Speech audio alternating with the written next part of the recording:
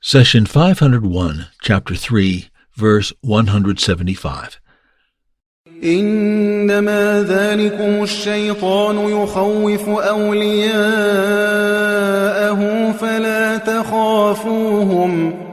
فلا تخافوهم وخافون إن كنتم مؤمنين.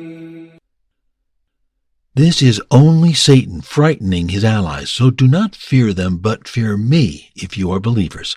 Chapter 3, Verse 175. The people have gathered against you, so fear them, was Satan's cry to intimidate the believers. It is said that Satan shouts in the form of a human being or whispers to his human allies to spread his message loudly. Who are the Satan's allies? In the context of Uhud, they were either the disbelievers of Quraysh, the hypocrites of Medina, or both. His allies mean his beloved and the supporters of his ideology. It is as if Allah wanted you to understand that Satan was the source of the rumor. The people have gathered against you, so fear them. While his allies took this message and tried hard to spread it throughout Medina. At first glance, you may say that Satan is supposed to frighten his enemies, not allies. How do we make sense of the phrase, "This is only Satan frightening his allies"? Who is frightening who? We know that Satan's goal was to frighten the believers from the forces of Quraysh. In our daily lives, we say, "I frightened my little cousin of the monster." Here the devil tries to intimidate the believers, dissuade them from fighting, and scare them of his allies, the disbelievers and hypocrites. In the Arabic language, there are situations where we can remove a preposition or pronoun while still maintaining the clarity of the meaning via context. Let's look at an example from the Quran. God says, "And Moses chose his nation 70 men to our appointed time and place." From chapter 7, verse 155. We understand that Prophet Moses, peace be upon him, chose 70 men from his people. In the same manner we read the verse under study, "This is only Satan frightening his allies." Even with the pronoun omitted from the noble verse, we understand that Satan tried to frighten you of his allies.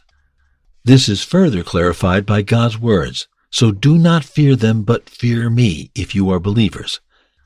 In other words, the devil wanted to intimidate the believers by forces of the hypocrites and disbelievers.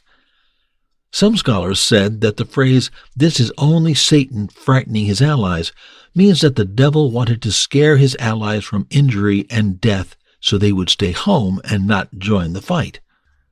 We answer that such an explanation may apply to the hypocrites of Medina who abandoned the Muslim army on the way to Uhud, but cannot be applied to the second category of allies, the disbelievers.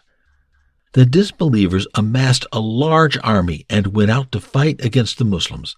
Furthermore, we understand from Allah's statement, "So do not fear them, but fear me, if you are believers," that the devil's allies are not the ones he intended to scare, but rather the Muslims. God urges the believers to draw a comparison and then decide, should they fear the devil's allies or fear disobeying the Almighty?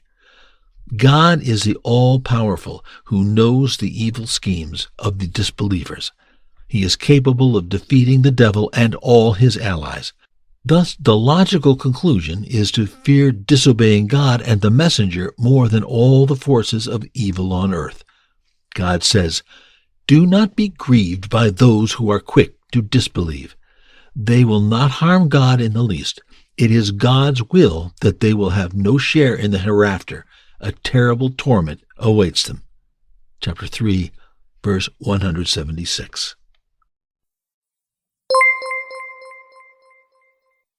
The Prophet, peace be upon him, said, "Convey my teachings to the people, even if it is only a single verse." Please take a moment to subscribe and to share with your family and friends. Visit us at www.QURANGARDEN.com.